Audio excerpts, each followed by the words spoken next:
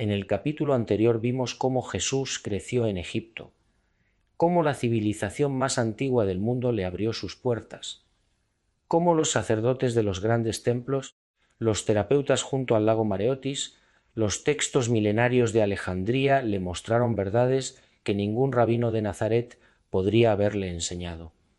Pero Egipto era solo la primera puerta, porque cuando Jesús salió de Egipto no regresó a Nazaret, siguió hacia el este, y lo que encontró al final de ese camino era algo que ni siquiera los sacerdotes egipcios, con todos sus siglos de sabiduría, habían alcanzado. Ya sabemos que los evangelios guardan 18 años de silencio absoluto sobre la vida de Jesús. Ya sabemos que cuando regresó a Nazaret, su propia gente no lo reconocía. Ya lo vimos, hoy vamos a descubrir qué pasó exactamente durante esos años. No en Egipto, en el siguiente destino, en las montañas más altas del mundo, en los valles sagrados donde el conocimiento espiritual más antiguo de la humanidad llevaba milenios esperando a alguien capaz de recibirlo y transformarlo. Hoy vamos a seguir a Jesús hasta la India. Quédate hasta el final, porque lo que vamos a descubrir juntos va a cambiar para siempre la forma en que lees cada palabra que él pronunció. En Egipto, Jesús había absorbido algo enorme, había aprendido que la muerte no era el final. Los sacerdotes de Osiris llevaban 3000 años desarrollando ese conocimiento con una profundidad que ninguna otra civilización había alcanzado. Había vivido cerca de los terapeutas esa comunidad judía junto al lago Mareotis que practicaba la contemplación profunda, el silencio, la curación del alma a través de la oración interior. Había respirado el aire de Alejandría, donde el conocimiento de todo el mundo antiguo convergía en un solo lugar. Pero Egipto le había dado algo más que conocimiento, le había dado la certeza de que lo que buscaba existía, que la verdad espiritual más profunda no estaba encerrada en los debates de los fariseos ni en los rituales del templo de Jerusalén. Estaba en el corazón de los grandes maestros, y esos maestros no vivían solo en Egipto, vivían también más al este, mucho más al este, porque el mundo del siglo I no era el mundo aislado que muchos imaginan. La ruta de la seda llevaba funcionando desde el siglo II a.C. Era una red de caminos que conectaba el Mediterráneo con China, pasando exactamente por Israel, Mesopotamia, Persia y el noroeste de India.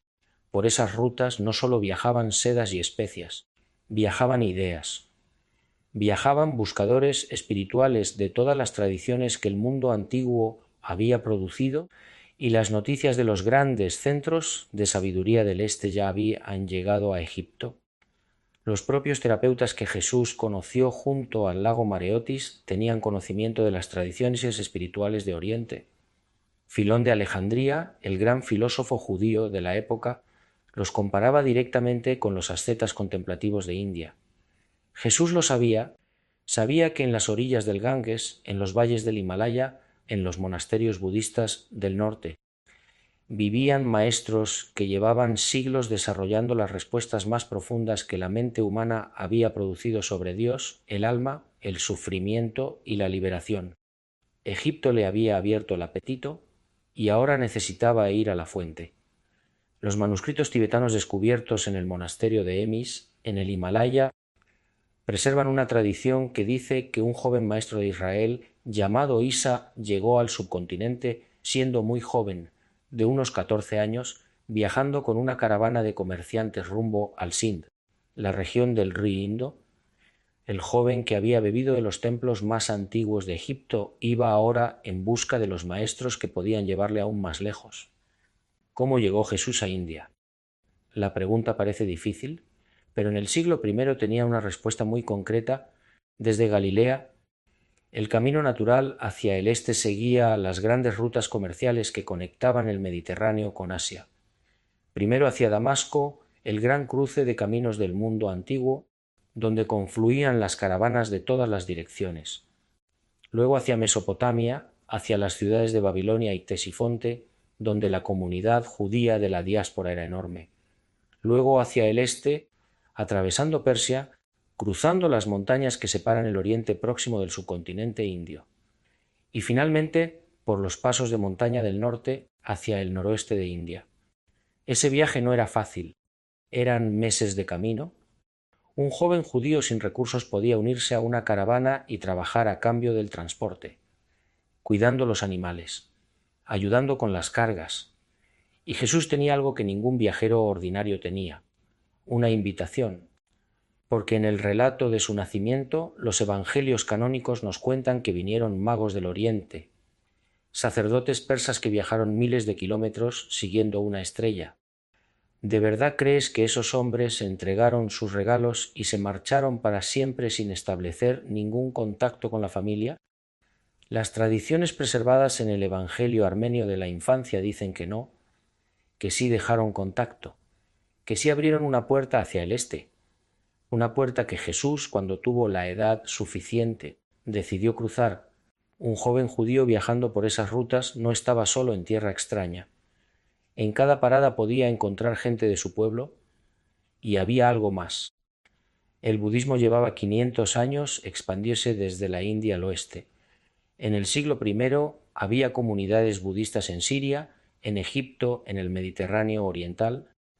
El pensamiento budista y el pensamiento judío ya estaban en contacto cuando Jesús nació. No era un salto al vacío, era continuar un diálogo que ya existía. Jesús no solo escuchó ese diálogo desde lejos, fue al corazón del budismo y aprendió directamente de sus maestros. Cuando Jesús llegó al norte de India, encontró una civilización de una antigüedad y una profundidad que no tenía comparación en el mundo que él conocía. La tradición espiritual de India llevaba más de 2000 años antes de su llegada. Los Vedas, los textos sagrados más antiguos del hinduismo, habían sido compuestos aproximadamente en el año 1500 a.C. Los Upanishads, las obras filosóficas que desarrollaban sus enseñanzas más profundas, llevaban siglos siendo estudiados y comentados por generaciones de maestros. Y en el corazón de todo ese conocimiento había una idea que era completamente desconocida en el judaísmo del siglo I, una idea que cuando Jesús la escuchó por primera vez, algo en él debió de reconocerla como la respuesta a la pregunta más grande que había llevado desde Nazaret. La idea se llama Brahman. Brahman es la realidad última, la conciencia pura e infinita que subyace a toda la existencia. No es un Dios personal que vive en algún cielo. Es el fundamento mismo de todo lo que existe, la fuente de la que emana el universo entero y a la que todo regresa. Y la enseñanza central de los Upanishads es esta: el alma de cada ser humano, el Atman, es en su esencia más profunda idéntica al Brahman. Tú eres, en lo más hondo de tu ser, lo mismo que Dios, no una criatura separada de Dios, no un ser que necesita intermediarios para acercarse a lo divino, sino una expresión directa, inmediata, inseparable de la misma fuente que lo crea todo. Ahora abre el Evangelio de Juan, capítulo 10, versículo 30. Jesús dice: yo y el Padre somos uno, pero los judíos que lo escucharon tomaron piedras para lapidarlo, porque en el judaísmo de su tiempo eso era la mayor blasfemia posible. Ningún ser humano podía afirmar ser uno con Dios, pero en la tradición vedántica esa no era blasfemia. Era la verdad más fundamental de toda la existencia. Atman es Brahman, yo y el Padre somos uno, la misma verdad, dos idiomas diferentes. Y Juan capítulo 17, versículo 21, la oración de Jesús por sus discípulos justo antes de la crucifixión, para que todos sean uno como tú, Padre, en mí y yo en ti, que también ellos sean uno en nosotros, o que todos sean uno, la unidad de toda la conciencia, la disolución de la ilusión de separación entre el alma individual y la fuente divina. ¿Eso no es teología judía del siglo I? Eso es Vedanta puro, y sin embargo está en el Evangelio de Juan, en tu Biblia.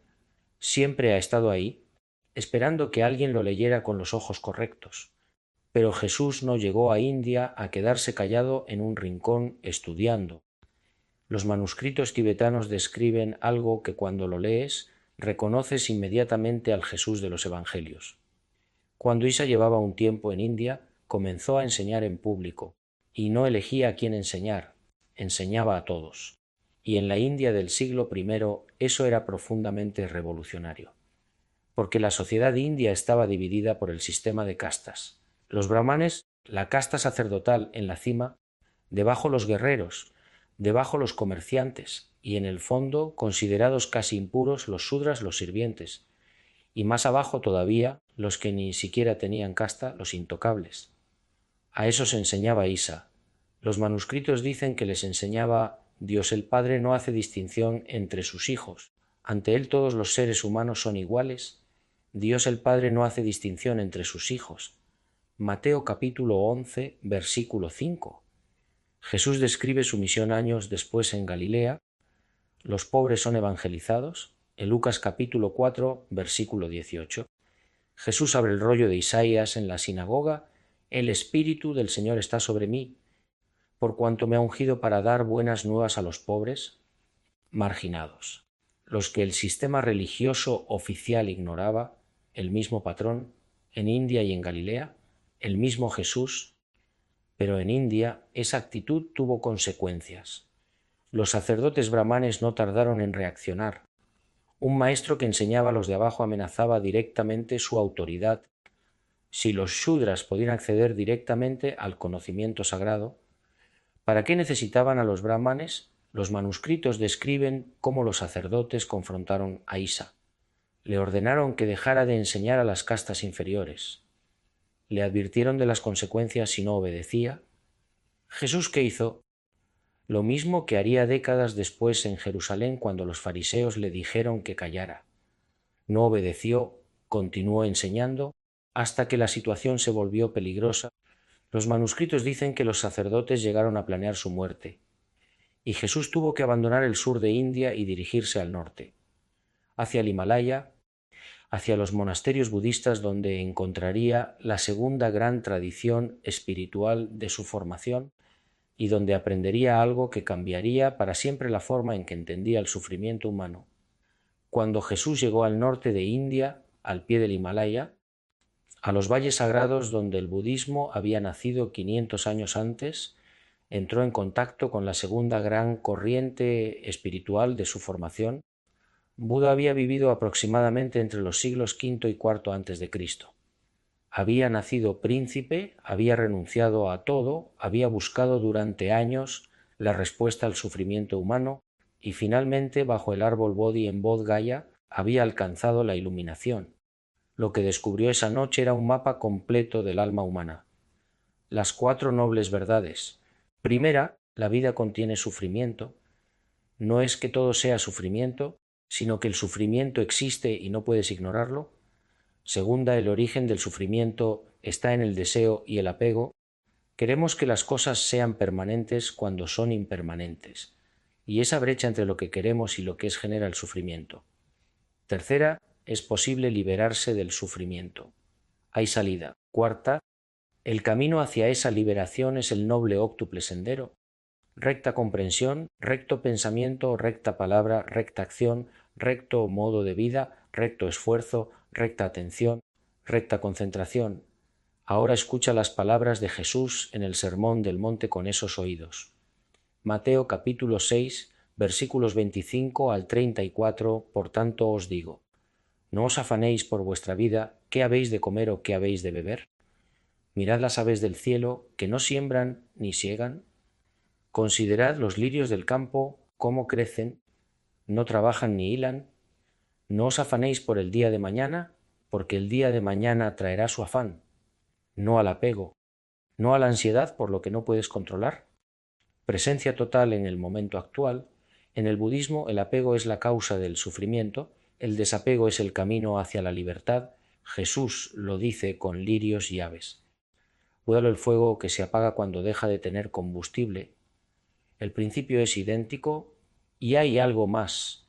El budismo tiene un concepto central llamado metta, se traduce como amor benevolente universal. Es la compasión activa hacia todos los seres sin excepción, incluyendo a los que te hacen daño.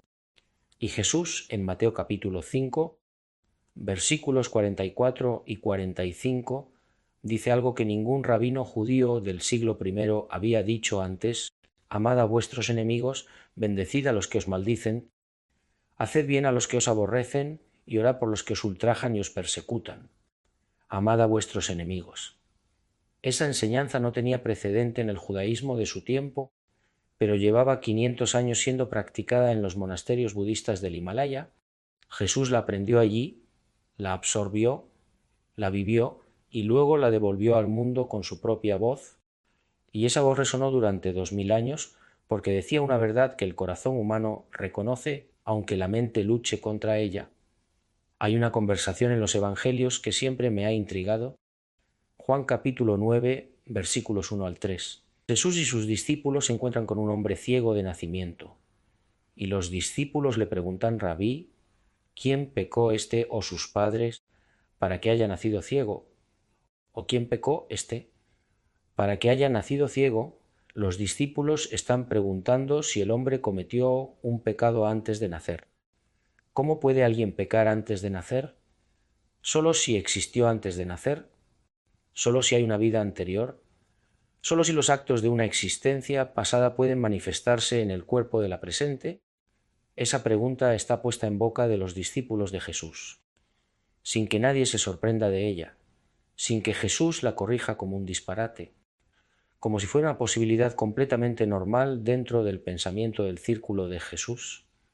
Eso no viene del judaísmo estándar del siglo I, eso viene del karma, del concepto de que las acciones de vidas anteriores determinan las circunstancias de la presente.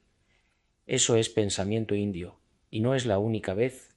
Mateo capítulo 11, versículos 13 y 14, Jesús habla de Juan el Bautista y dice: y si queréis recibirlo, él es Elías que había de venir. Juan el Bautista es la reencarnación del profeta Elías. Eso está en el Evangelio de Mateo, no en un texto apócrifo, en el Evangelio canónico. El propio Jesús enseñando la reencarnación. ¿Cómo llegó Jesús a pensar en esos términos? En el hinduismo y el budismo, la reencarnación no era una teoría filosófica abstracta. Era el mapa fundamental con el que se entendía la existencia. El alma viaja de vida en vida, acumulando karma, aprendiendo, evolucionando, hasta alcanzar la liberación. Jesús pasó años en India rodeado de maestros para quienes la reencarnación era tan obvia como el sol que sale cada mañana. Esas ideas le entraron por los poros, y cuando regresó a Galilea, esas ideas formaban parte de la forma en que él entendía el mundo. Pero la Iglesia, al construir su doctrina en el siglo IV, necesitaba que el cristianismo fuera incompatible con el hinduismo y el budismo. Así que tomaron esas referencias y simplemente dejaron de explicarlas. Durante 2000 años esos versículos han estado ahí, abiertos en tu Biblia, esperando que alguien los leyera con los ojos correctos. Y ahora viene algo que me impactó profundamente cuando lo descubrí, porque no solo tenemos las huellas de India en las palabras de Jesús, tenemos documentos. En 1887, un explorador ruso llamado Nicolás Notovich viajaba por el norte de India y el Tíbet en un paso de montaña cerca de Leh, en la región de Ladakh. Se fracturó la pierna y fue llevado a recuperarse al monasterio budista de Emis, uno de los más grandes del Himalaya. Durante su recuperación, el lama principal del monasterio le mostró unos textos antiguos, manuscritos escritos originalmente en pali, el idioma sagrado del budismo, copiados después al tibetano, que describían la visita de un joven maestro de Israel al subcontinente indio siglos atrás, que llamaban a ese maestro Isa. El nombre de Jesús en arameo y en árabe. Los textos describían su llegada siendo adolescente, sus años de estudio con los brahmanes, sus enfrentamientos con el sistema de castas, su huida al norte, sus años en los monasterios budistas del Himalaya y su regreso al oeste a los 29 años para cumplir su misión. Cuando Notovich publicó esos textos en 1894, la Iglesia reaccionó con una violencia que en sí misma resulta reveladora. Lo atacaron, lo ridiculizaron, dijeron que era un mentiroso, un farsante, pero Notovich mantuvo su versión hasta el final. Y lo que ocurrió después es lo que cambia todo, porque no fue uno, fueron tres. En 1922, el Swami Hindú Avedananda viajó al mismo monasterio, escéptico, queriendo desmentir a Notovich. Habló con los lamas. Le mostraron los mismos textos, confirmó que existían. Publicó su propio libro. En 1925, El explorador y filósofo ruso Nicolás Roerich recorrió el Himalaya durante 5 años. En aldea tras aldea, en monasterio tras monasterio, sin que nadie hubiera coordinado nada, encontró la misma tradición oral sobre Isa el profeta de Israel. En su diario escribió, en la región de Ladakh, todos conocen la leyenda de Isa, los ancianos dicen que sus padres la conocían y los padres de sus padres también. No era un texto guardado en un solo monasterio. Era la memoria viva de una región entera. 3 investigadores independientes, 3 épocas diferentes, 3 confirmaciones. ¿Por qué tantos esfuerzos de la Iglesia en negar esos manuscritos si simplemente no tenían importancia? Porque sí la tenían, porque confirmaban lo que las huellas en los evangelios ya sugerían, que Jesús estuvo en India, y que esos años transformaron para siempre todo lo que él enseñaría después. Imagínate a Jesús en los monasterios del norte, lejos de Nazaret, lejos de las disputas religiosas de Jerusalén, lejos de los fariseos y los escribas, en el silencio del Himalaya, rodeado de hombres que habían dedicado su vida entera a una sola pregunta: ¿qué es la mente? ¿Qué es la conciencia? ¿Qué es lo que persiste cuando el cuerpo muere? Los monjes budistas del norte de India en el siglo I practicaban meditaciones de horas, de días enteros, semanas de silencio donde la mente se vaciaba de todos sus contenidos habituales y comenzaba a percibir algo que normalmente permanece oculto bajo el ruido del pensamiento. Los evangelios canónicos nos cuentan que Jesús se retiraba regularmente a lugares solitarios para orar. Marcos capítulo 1, versículo 35, levantándose muy de mañana, siendo aún muy oscuro, salió y se fue a un lugar desierto y allí oraba.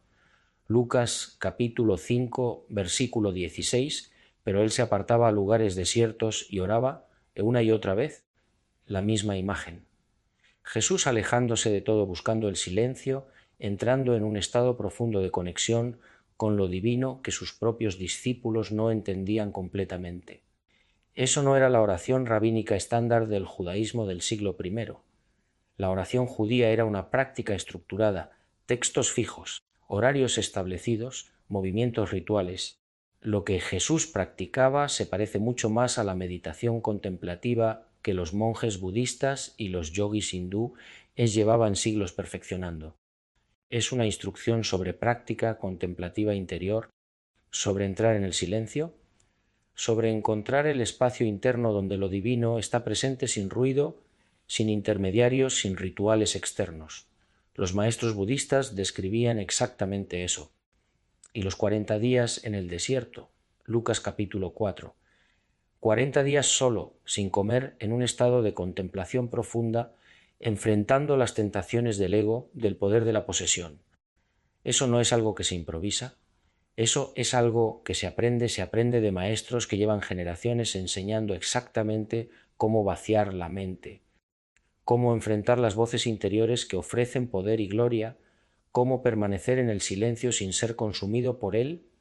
Jesús aprendió eso en India, y cuando regresó al desierto de Judea, sabía exactamente lo que estaba haciendo.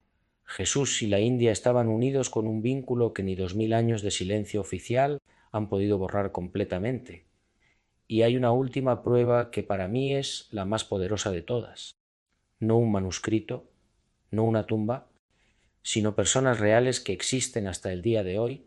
En el estado de Kerala, en el sur de India, vive una comunidad cristiana que tiene casi 2000 años de historia. Se llaman los cristianos de Santo Tomás. Su tradición dice que fueron fundados por el apóstol Tomás en el año 52 después de Cristo, apenas 20 años después de la crucifixión. Los documentos históricos confirman que esta comunidad es extraordinariamente antigua, mucho antes de que los misioneros portugueses llegaran a India en el siglo XVI, mucho antes de que el cristianismo europeo pusiera un pie en el subcontinente. Estos cristianos ya existían con sus propios textos, sus propios ritos, sus propias tradiciones. Pero aquí viene lo que nadie explica. Según sus tradiciones orales, preservadas en siríaco, un dialecto del arameo, el idioma de Jesús, el apóstol Tomás no llegó a India a presentar una fe completamente desconocida. Llegó a una tierra donde la gente ya sabía quién era Jesús. porque Jesús había estado allí. Cuando Tomás llegó, no tuvo que convencer a nadie desde cero, solo tuvo que decir: el maestro que estuvo aquí, yo fui su discípulo. Déjenme contarles lo que ocurrió después, y la gente lo recordaba. Recordaba al joven maestro que había llegado del oeste siendo adolescente, que había desafiado el sistema de castas, que había enseñado que todos los seres humanos son iguales ante Dios, que había meditado en los monasterios del norte, que había dejado una huella que ninguna institución religiosa había podido borrar. Esas memorias sobrevivieron 2000 años, guardadas en el corazón de una comunidad que habla el idioma de Jesús, que reza en el idioma de Jesús, y que lleva 2000 años diciendo en voz baja lo que la Iglesia oficial nunca ha querido decir en voz alta: que Jesús estuvo aquí, y que lo que aprendió aquí está en cada palabra que pronunció. Llegados a este punto, hay una pregunta que no puedes evitar. Si todo esto es verdad, si Jesús fue a India, si los manuscritos existen, si una comunidad de 2000 años preserva esas memorias, ¿o por qué la Iglesia lo ha negado siempre? La respuesta es más simple de lo que parece. Si Jesús aprendió de los maestros budistas e hindúes de la India, entonces el budismo y el hinduismo son caminos espirituales tan válidos como el cristianismo, y eso destruye el monopolio, una institución que construye su poder sobre ser el único canal de acceso a Dios. No puede permitir que se descubra que su propio fundador pasó años aprendiendo de tradiciones que esa institución llama paganas. En el año 325, el Concilio de Nicea reunió los obispos del mundo cristiano bajo el control del emperador Constantino. Necesitaban una religión unificada para gobernar el imperio. Los evangelios que hablaban de viajes de Jesús al extranjero descartados. Los textos que hablaban de conocimiento interior directo del reino de Dios dentro de cada persona sin necesidad de intermediarios, declarados heréticos. Las comunidades cristianas de Asia, las que hablaban el idioma de Jesús, las que preservaban conexiones con las tradiciones orientales, marginadas y perseguidas. El doctor Bart Ehrman de la Universidad de Carolina del Norte, uno de los especialistas más leídos del Nuevo Testamento, documenta en su obra cómo decenas de grupos cristianos primitivos fueron sistemáticamente borrados de la historia oficial, no porque sus creencias fueran necesariamente falsas, sino porque no se alineaban con lo que los obispos de Nicea necesitaban que fuera el cristianismo. Pero la verdad no se puede destruir completamente, se esconde en monasterios remotos del Himalaya, se preserva en las tradiciones orales de comunidades que hablan el idioma de Jesús. Se graba en piedra en tumbas orientadas hacia el este en el norte de India. Y después de 2000 años, en la era en que la información viaja instantáneamente a cada rincón del mundo, esa verdad está emergiendo, no porque alguien la haya inventado ahora, sino porque los guardianes que la preservaron durante siglos te supieron que llegaba un momento en que el mundo estaría listo para recibirla. Y ese momento es ahora. Y ahora llegamos a la pregunta más importante de todo este viaje, después de años en India. Después de estudiar los Vedas con los brahmanes, después de aprender el camino del Buda en los monasterios del Himalaya, después de haber visto y vivido todo eso, ¿qué trajo Jesús de vuelta? ¿No trajo una doctrina nueva? ¿No trajo un sistema filosófico importado de la India? Trajo algo mucho más poderoso, trajo la destilación más pura de todo lo que había aprendido, filtrada a través de su propia experiencia directa de Dios, expresada en el idioma de su pueblo, en las imágenes de su tierra, en las historias de su cultura. El desapego budista se convirtió en: no os afanéis por el mañana. A la compasión universal del Meta se convirtió en: amad a vuestros enemigos. La unidad del Atman con el Brahman se convirtió en: yo y el Padre somos uno. El vacío budista del ego se convirtió en: bienaventurados los pobres de espíritu.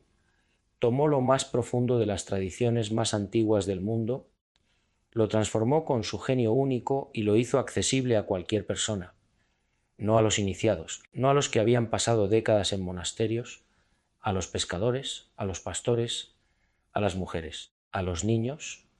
Eso es lo que hizo que su mensaje fuera tan revolucionario. no que fuera diferente de todas las tradiciones anteriores, sino que tomó lo más alto de todas ellas y lo puso al alcance de todos. Ese fue el verdadero milagro, y ahora que lo sabes, las palabras de Jesús nunca van a sonar igual. Cada vez que leas el Sermón del Monte, escucharás los ecos de los monasterios del Himalaya. Cada vez que leas Illo y el Padre somos uno, escucharás la voz milenaria de los Upanishads. Cada vez que leas la verdad os hará libres, reconocerás la promesa de liberación que el Buda formuló 500 años antes. Esto no hace a Jesús más pequeño, lo hace más grande, porque un maestro que fue capaz de absorber la sabiduría de todas las grandes tradiciones espirituales de su mundo y sintetizarlas en un mensaje de amor universal accesible a todos, ese maestro es algo que el mundo nunca había visto antes, y quizás nunca ha vuelto a ver. Un joven que salió de su tierra con el corazón lleno de preguntas, que bebió de los templos de Egipto, como vimos en el capítulo anterior, que caminó durante meses hacia el este siguiendo el camino que los sabios de Oriente le habían señalado desde su nacimiento, que se sentó a los pies de los brahmanes y escuchó por primera vez que el alma humana y Dios son, en lo más profundo, lo mismo, que subió al Himalaya y aprendió de los maestros budistas que el amor puede ser más poderoso que el miedo, que el desapego libera, que la compasión hacia los enemigos no es debilidad, sino la fuerza más alta que existe, que meditó en el silencio de las montañas más altas del mundo hasta que dejó de ser el joven carpintero de Nazaret y se convirtió en algo que el mundo nunca había visto, y que regresó y les dijo las verdades más antiguas del mundo con las palabras más simples que nadie había usado antes. El reino de Dios está dentro de vosotros. El Lucas capítulo 17, versículo 21 está en tu Biblia. Siempre ha estado, no en el templo, no a través de sacerdotes, dentro, en el lugar más íntimo de cada ser humano. Eso lo aprendió en India y ahora tú también lo sabes. Escribe en los comentarios la palabra India si este video despertó algo dentro de ti. Dale like para que el algoritmo lo lleve a más buscadores. Suscríbete y activa la campanita porque el próximo episodio va a llevar este viaje a un lugar que nadie espera. Hasta pronto, buscador de la verdad